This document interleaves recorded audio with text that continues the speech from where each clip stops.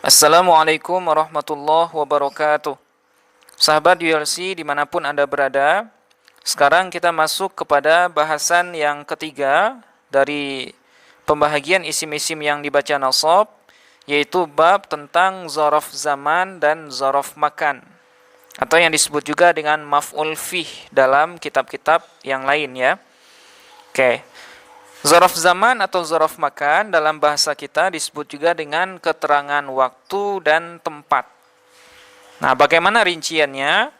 Langsung saja kita mulai. Bismillahirrahmanirrahim. Qala al-musannifu rahimahullahu wa nafa'ana bihi wa bi'ulumihi fid daraini amin. Babu zarfiz zamani wa zarfil makani. Ini adalah bab yang menjelaskan tentang zorof zaman dan zorof makan. Zorof zaman keterangan waktu, zorof makan keterangan tempat. Zorfuz zamani huwa ismuz zamani al-mansubu bitaqdiri fi.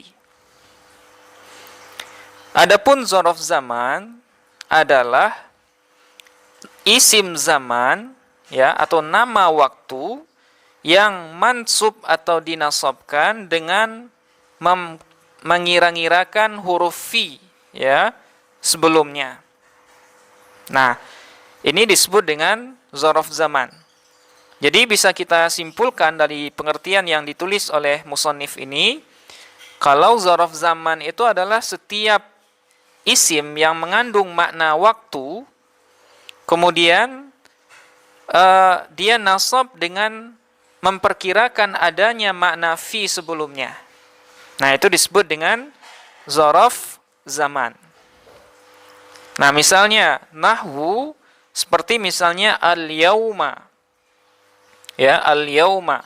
Nah, al-yauma ini dia tergolong sebagai zorof zaman.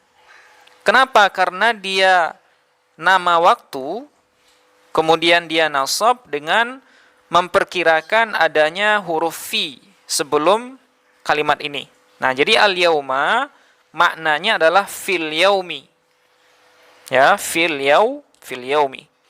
Nah, misalnya sumtu al-yauma.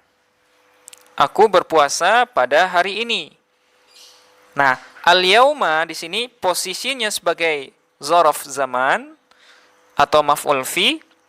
Hukumnya nasab, tanda nasabnya fathah karena dia isim mufrad. Nah, seperti itu. Kemudian wal-lailata, pada malam ini. Al-lailata, dia juga termasuk zorof zaman. Wa ghudwatan, dan ghudwatan, pada pagi ya, pada pagi hari. Nah, ghudwah.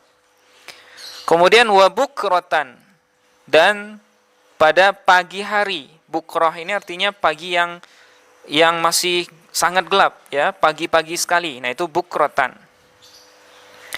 Wa saharon, dan pada waktu sahur ya, sebelum subuh ini saharon. Wa godan, dan godan, nah artinya besok. Wa atamatan, dan atamah. Nah, atamah ini maknanya pada sepertiga malam yang pertama. Atamah. Wa sobahan, dan sobahan, maknanya pada waktu subuh ya. Wa masaan, dan masaan, maknanya pada waktu sore. Wa abadan, dan abadan, maknanya selama-lamanya. Kemudian wa amadan, ya, wa amadan, artinya juga selama-lamanya, waktunya yang akan datang ya, selama-lamanya. Wahinan, dan suatu ketika atau pada suatu ketika. Nah, itu maknanya hinan ya. Kemudian wama asbaha dzalika, dan isim-isim yang menyerupai isim-isim tersebut. Nah, ini semuanya disebut dengan zorof zaman. Nah, misalnya wakta atau sa'ata atau dohwata dan lain sebagainya. Nah, itu disebut zorof zaman karena dia mengandung makna waktu, kemudian dia nasab dengan mentakdirkan atau dengan mengira-ngirakan adanya makna fi sebelumnya. Kemudian wa zarful makani huwa ismul makani al-mansubu bitaqdiri fi. Adapun zarf makan atau keterangan tempat adalah nama tempat atau isim makan yang mansub atau dinasabkan dengan mengira-ngirakan huruf fi sebelumnya. Nah, nahwu amama. Seperti misalnya lafaz amama, di depan ya. Nah, di depan. Nah, amama dia adalah tergolong sebagai zarf makan. Kenapa zarf makan? Karena dia menunjukkan makna tempat. Amama itu maknanya adalah di depan, makna tempat. Kemudian dia nasab dengan memperkirakan makna fi sebelumnya. Jadi amama maknanya adalah di depan atau fi amam. Ya, fi amam. Nah, misalnya jalastu amama syaikhi. Aku duduk di depan guru atau di depan syekh. Nah, amama di sini posisinya sebagai zarf makan. Ya, posisinya sebagai zarf makan, kemudian hukumnya nasab. Tanda nasabnya fathah karena dia isim mufrad. Nah, adapun kalimat setelahnya asy-syaikh, asy-syaikhi, nah ini sebagai mudhafun ilaih dari amama. Oke, terus wa khalfa dan khalfa artinya di belakang, ya. Wa quddama dan di depan, quddam di hadapan atau di depan. Kemudian wa wara'a dan wara'a yang maknanya di belakang. Sama dengan khalfa ya. Wa fauqa dan fauqa artinya di atas. Wa tahta dan tahta artinya di bawah.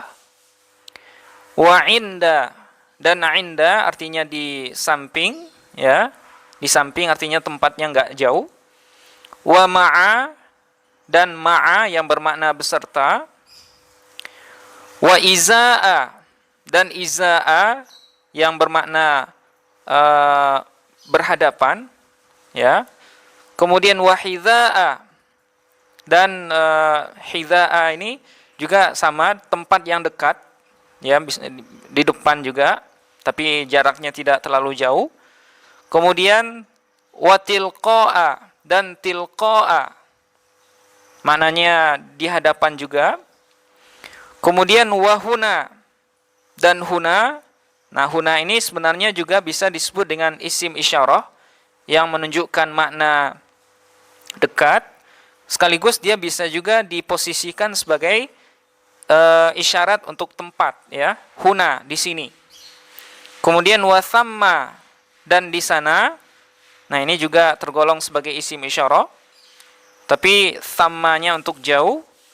Wa ma asbaha dzalika dan isim-isim yang menyerupai isim-isim yang telah disebutkan. Nah, itu semuanya disebut dengan zarf makan. Nah, ketentuan umumnya hanya isim yang disebut zarf makan itu adalah dia mengandung makna tempat, kemudian dia juga nasab dengan memperkirakan adanya huruf fi sebelumnya. Nah, itu saja, mudah-mudahan bisa dipahami. Assalamualaikum warahmatullahi wabarakatuh.